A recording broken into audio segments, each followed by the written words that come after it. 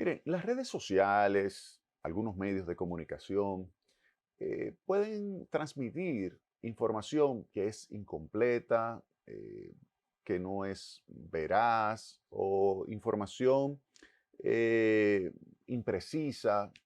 Y esto para ganar likes o ganar me gusta o obtener tráfico en sus portales.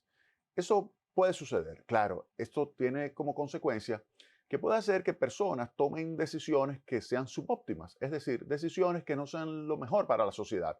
Y por eso el nivel de bienestar se reduce. El caso del Perú, por ejemplo, donde a través de redes sociales, a través de información no correcta, pues se logró que el presidente o que Pedro Castillo fuera electo presidente, pues vemos como una persona que no estaba preparada para el cargo puede llegar a la presidencia en un determinado país y ejecutar luego política económica, social, que no es la correcta y termina desembocando en una situación como lo que ocurrió hace unos días, donde esta persona decidió de una forma temblorosa, pues cerrar el Congreso. Y el Congreso lo que hizo fue finalmente destituirlo.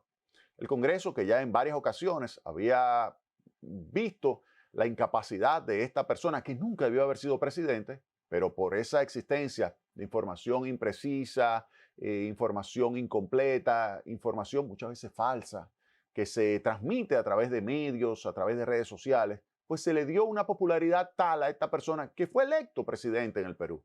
Pues después que ya el Congreso se dio cuenta de la incapacidad de esta persona, pues al final ya decidió destituirlo. Y él, que se adelantó, intentó cerrar el Congreso y declararse prácticamente un dictador porque dictaba decretos. Dictaba decretos significa pues que iba a gobernar por decreto. Al final, ¿qué sucedió? Lo destituyeron a él. Y ahora enfrenta una situación de exilio o cárcel. O sea, fíjense cuál es la situación de esta persona que se le creó esa burbuja. Ahora, eso es lo que se denomina selección adversa. Selección adversa es cuando usted toma esa información, la analiza, una información, vuelvo y señalo, que es falsa, incompleta, asimétrica, que no es realmente lo que estaría reflejándose como verdad. Pues esa información te lleva a ti, el lector, a ti, persona que trata de tomar decisiones lo más inteligente posible, a finalmente seleccionar opciones que no son las correctas. Eso es el concepto de selección adversa. Ahora bien, ¿qué sucede? También esa información puede provocar que personas que hubiesen sido electas y que fueron víctimas de la existencia de esa información, pues no sean electas. O personas que víctimas de ese tipo de información que circula en las redes sociales y en esos medios de comunicación, esa información falsa, imprecisa, incompleta, pudiera ser que personas que pudieran, por ejemplo, tener un buen desempeño como funcionario público, decidan no entrar. Yo tengo amigos, por ejemplo, que me dicen, yo ser funcionario, que son excelentes profesionales, me dicen, yo ser funcionario público, ni loco me meto yo a eso. ¿Para qué? Para que me pongan en la cuatro esquinas. No, imposible. Me quedo yo aquí trabajando en el sector privado. O ponerme yo a correr como candidato, ya sea a la presidencia, ya sea una senaduría, ya sea una diputación, ya sea una alcaldía. No, imposible, jamás, jamás. Eso es lo que dicen esas personas ante lo que es esto, que es información incompleta, información asimétrica, información falsa. Todo eso desemboca en selección adversa y hace que entonces aquellos que pueden ser víctimas de esa selección decidan quedarse en su casa. ¿Quién pierde con dejar en su casa a los mejores profesionales que pudieran ser buenos funcionarios públicos, o un buen presidente, o un buen senador, o un buen diputado? ¿Quién se perjudica con eso? La sociedad. Por eso ustedes observan que, y no solamente acá en República Dominicana, en muchísimos países hay una cantidad enorme, enorme de funcionarios mediocres, enorme de funcionarios que no te pasan un examen. Congresistas, muchísimo. No te pasan un examen de matemática básica. Y si me dice, no, pero no tiene que ser matemático de lengua española, vamos a ver, lectura comprensiva. La prueba PISA, que se le aplica a estudiantes de 15 años a nivel internacional y que República Dominicana participa, No participan todos los países del mundo, pero República Dominicana participa. República Dominicana queda en el último lugar y evalúa 3 elementos. 1, matemática. 2, ciencias. Y 3, lectura comprensiva. Esos son los 3 elementos que se evalúan en la prueba PISA. República Dominicana queda en los 3, en el peor lugar. Entonces, vamos a tomar a los congresistas y vamos a hacerle una prueba. Así como se le da a los niños de 15 años y a las niñas, vamos a tomar a los congresistas y ver cuál es el nivel. Y vamos a ver lo que sucede. Habrá algunos muy buenos, excelentes, extraordinarios, pero quizás sean los menos. Quizás podemos conseguir otros, pero ¿por qué no van? Porque hay ahora mismo una situación de selección adversa que hace que quienes vayan a participar, los que van a participar en la carrera de administración pública o en la carrera electiva para la presidencia, para la senaduría, para la alcaldía, no necesariamente son todos los buenos. Hay algunos buenos, y lo he dicho, para usted ser presidente, obviamente, en este país, usted tiene que ser una persona con ciertas cualidades, sin lugar a dudas. Eso lo hemos visto. Usted tiene que tener ciertas cualidades. O sea, a mí no me pueden decir que ninguno de los presidentes que hemos tenido no gozan de buenas cualidades. Ahora, lo que estamos observando es que esto que ocurre en términos del manejo de información a través de las redes y algunos medios de comunicación, que me extraña, pero en algunos medios de comunicación simplemente por conseguir likes lo están haciendo, manejan, manipulan, no suplen toda la información completa y hace que la gente entonces tome decisiones y te acaban la reputación de cualquiera. Y un buen profesional que venga del sector privado, que tenga una aversión al riesgo reputacional, va a decir, no, pero para yo ser criticado sin razón en las redes sociales, prefiero quedarme en mi casa. Y digo esto porque esta semana se dio a conocer un caso que es el típico de selección adversa, donde se publicó en un medio importantísimo, prensa escrita, importantísimo, que circula a nivel nacional de forma diaria, es excelente medio, se publicó una información incompleta. Oigan bien, una información incompleta de lo que es el caso. Y ha generado una turbulencia alrededor de un funcionario público que si yo fuera él, por ejemplo, yo hubiese dicho, bueno, pero si yo me sueño esta situación, pues sencillamente no soy funcionario público, porque yo soy un profesional exitoso. Si yo estoy trabajando y cooperando como funcionario público en el gobierno del presidente Luis Abinader, pues entonces yo esperaría que ante mi trabajo me lo evalúen objetivamente, evalúen mi desempeño y que entonces la persona con la información completa pues tome una decisión con relación a lo que es mi trabajo. Ahora bien, no se puede tomar información incompleta, publicarla de una empresa en la cual yo soy socio y entonces llegar a la conclusión de que yo estoy haciendo algo que no es correcto. Y eso yo lo coloqué en una entrada a mi blog, y se la voy a enseñar, que lleva por título Selección adversa de funcionarios públicos. Ahí yo explico cómo circuló en esta semana en la prensa, que yo le señalé, prensa escrita, el siguiente titular. Empresa vinculada al ministro de Vivienda compró al Estado los terrenos del Canódromo. Y se añade como subtítulo, el negocio se cerró 2 meses después de su designación. A primera vista, ¿qué significa eso? Eso parecería tráfico de influencia. Tráfico de influencia. Pero ¿de qué estamos hablando? Bueno, en primer lugar, ¿cuál es el terreno que se adquirió? Es un terreno que corresponde a 154.000 metros cuadrados. Es el antiguo canódromo que estaba en manos de quién? En manos nada más y nada menos que miren de quién. Del Banco Central de la República Dominicana. Específicamente del Comité de Política para la Realización de Activos del Banco Central, el COPRA. O sea, fíjense de quién estamos hablando. O sea, ¿qué es el Banco Central? El Banco Central de la República Dominicana es una de las instituciones que goza con mayor credibilidad, confianza de la República Dominicana. Pero no solamente es respetada localmente, es respetada a nivel internacional. Cuando aquí se adquieren, por ejemplo, bonos de la República Dominicana, bonos emitidos por el Ministerio de Hacienda, se hacen por la seguridad que brinda ese Banco Central en materia de la política económica que se ejecuta, específicamente la política monetaria y de la estabilidad que le brinda al sector privado para que siga creciendo. Y al crecer, genera los ingresos suficientes al gobierno, a su Ministerio de Hacienda, para que pueda pagar los impuestos. O sea, estamos hablando de esa entidad que es la que tenía ese medio. Y aquí hay una aclaración sobre la venta del terreno donde funciona el antiguo canódromo El Coco. Ahí se establece que esta entidad, el COPRA, recibió, o el Banco Central recibió, ese activo de 154.000 metros cuadrados en marzo del año 1994 de una financiera, en liquidación de una financiera quebrada, de ese tipo de financieras que quiebra y le pasan activos a el Banco Central. El Banco Central tenía ese activo desde 1994. Ahora bien, si ustedes observan qué sucedió posteriormente, pues el Banco Central tenía ese activo y en diversas ocasiones colocó a la venta ese activo. Y en ese sentido, yo le voy a mostrar acá las fechas en que el Banco Central anunció la intención de venta de ese activo. Fíjense acá.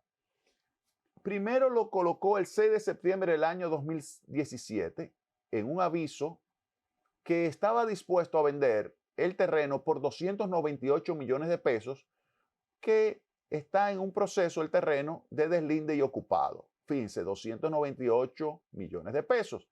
Luego de ese 6 de septiembre, el 4 de diciembre del 17, lo coloca en su página web, el anuncio de venta, lo coloca el 15 de enero del 2018, lo coloca el 23 de abril del 2018, el 12 de septiembre del 2018, el 11 de marzo del 2019, el 22 del año 2019 y el 14 de julio del año 2020. Pues la empresa, una empresa que lleva por nombre CBS Developments, donde el actual ministro, Carlos Bonilla, es socio de esa empresa.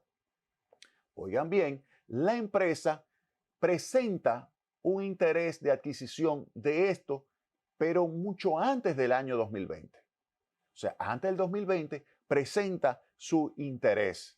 Aquí en el Banco Central nos vamos a lo que es el cronograma y nos vemos que después de haberlo publicado esa noticia, pues entonces ya comienza a verificarse no solamente el interés de esa empresa, sino de otras empresas más que desarrolladoras de proyectos de infraestructura inmobiliaria, es decir, de apartamentos, pues entonces vemos que tienen un interés de adquirirlo y específicamente en el caso de CBS Development manda su propuesta de adquirir el terreno el 22 de noviembre del año 2019. Fíjense una cosa, al 22 de noviembre del año 2019, Carlos Bonilla, el ingeniero Carlos Bonilla, no tiene nada que ver con ser funcionario público, es simplemente una persona que es socia de la empresa CBS Developments, que ejecuta proyectos de desarrollo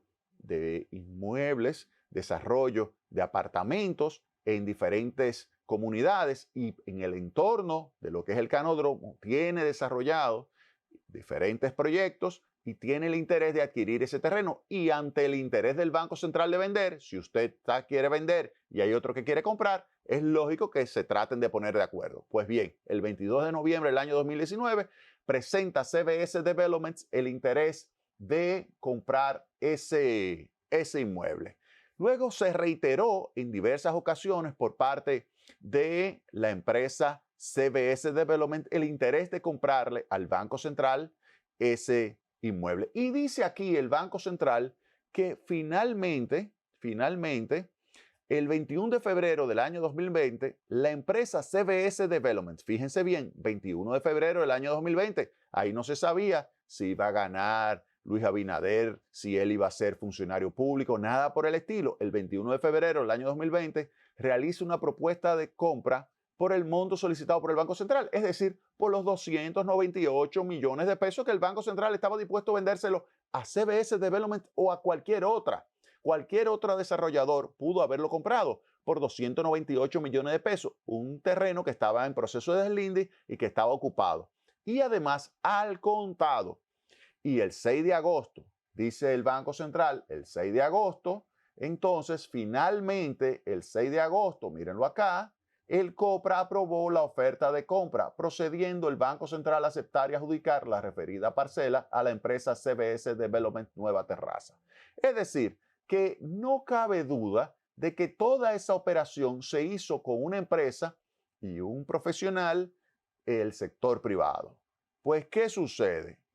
Ahora se quiere decir que se le vendió a una empresa donde está vinculado el ministro actual de Vivienda.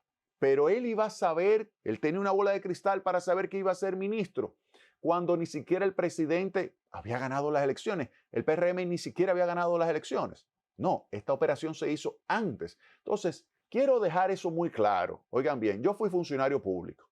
Yo fui funcionario público.